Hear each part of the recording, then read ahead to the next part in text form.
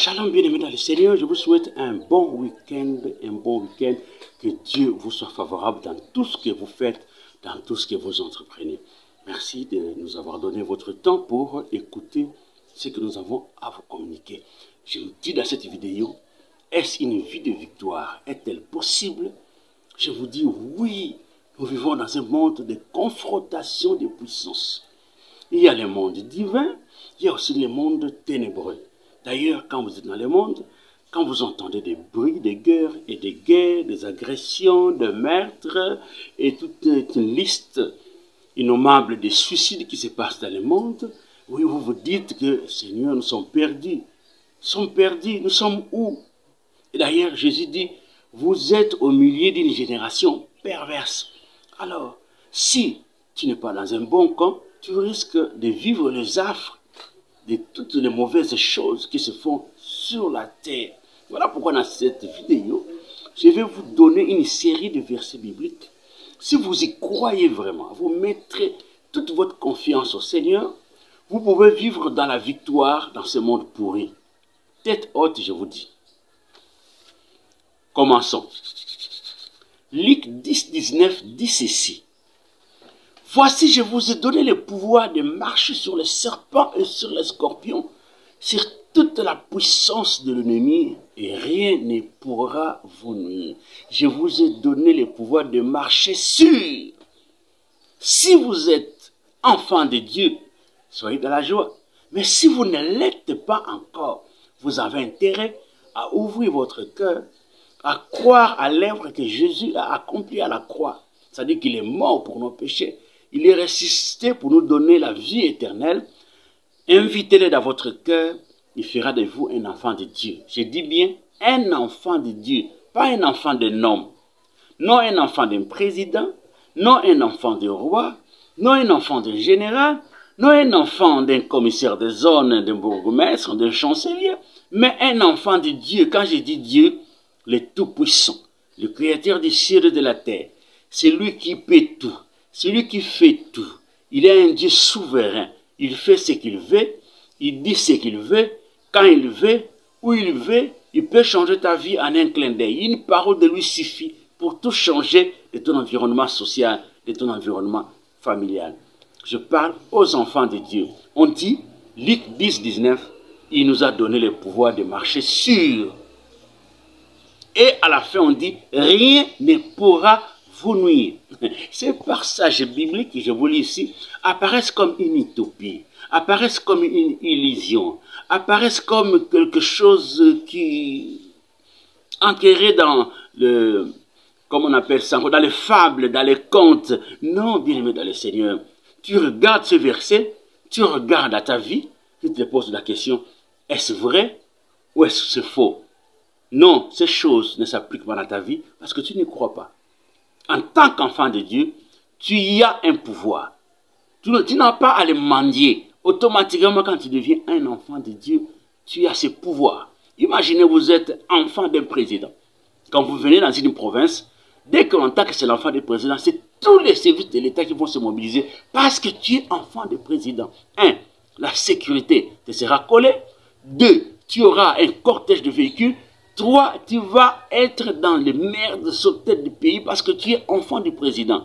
Si les hommes peuvent vous donner toute cette litanie de protection et de privilèges, à combien plus forte raison, toi qui es un enfant de Dieu, le pouvoir, tu as le pouvoir de maîtriser les forces de ténèbres, tu as le pouvoir de repousser les diables, tu as le pouvoir de mater les démons, et tu le feras au nom de Jésus. Rien ne pourra vous nuire. Croyez à cette parole.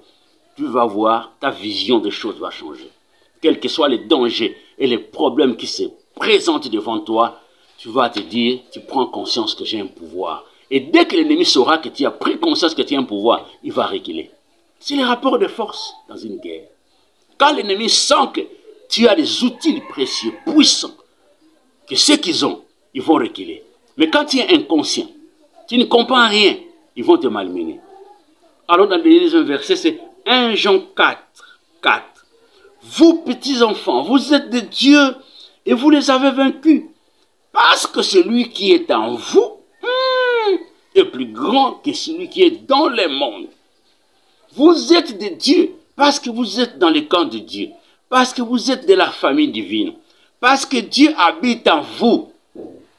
Vous les avez vaincus. C'est-à-dire que nous marchons déjà avec la victoire parce que Jésus a vaincu le diable.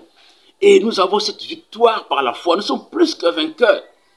Et c'est lui qui est à nous. Jésus est plus grand que celui qui est dans le monde. Mais c'est clair, il n'y a pas match, il n'y a pas photo.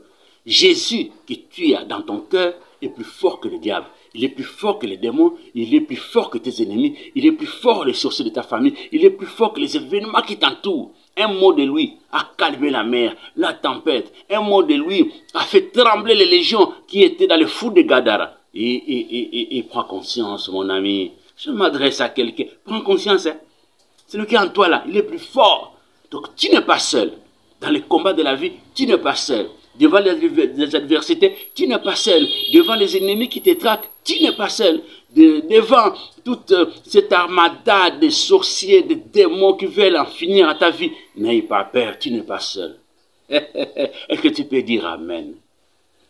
1 Corinthiens 15, 57. Mais grâce soit rendue à Dieu qui nous donne la victoire par notre Seigneur Jésus-Christ. Comme on dit mais, c'est-à-dire qu'il y a un événement contraire avant. Tu es malade. Tu te bats contre une maladie. Tu te bats contre les sorciers. Tu te bats contre les événements malencontrés. Non, n'aie pas peur. Ne panique pas. Ne faiblis pas. Ne désespère pas. Mais Dieu nous donnera la victoire. Quel que soit le temps que ça prendra, Dieu nous garantit, il nous donnera la victoire par Jésus-Christ. Tu peux dire Amen? On clôture par ce passage. 1 Jean 5, 4. Parce que tout ce qui est né de Dieu, tout ce qui est né de Dieu triomphe du monde. Et la victoire qui triomphe du monde, c'est notre foi. C'est là où je clôture notre parole de motivation. Aujourd'hui, tout dépend de ta foi. Je suis enfant de président. Je reviens sur cet exemple. Parce que je suis né dans la maison présidentielle, je vais triompher du monde. C'est-à-dire que je n'aurai pas faim, je n'aurai pas soif, je serai à l'abri des besoins. Tout ce dont je désire, je l'aurai parce que je suis né dans cette famille. Il en est de même. Tous ceux qui naissent en Dieu, grâce à Jésus-Christ, ont des privilèges qu'ils reçoivent de leur Père.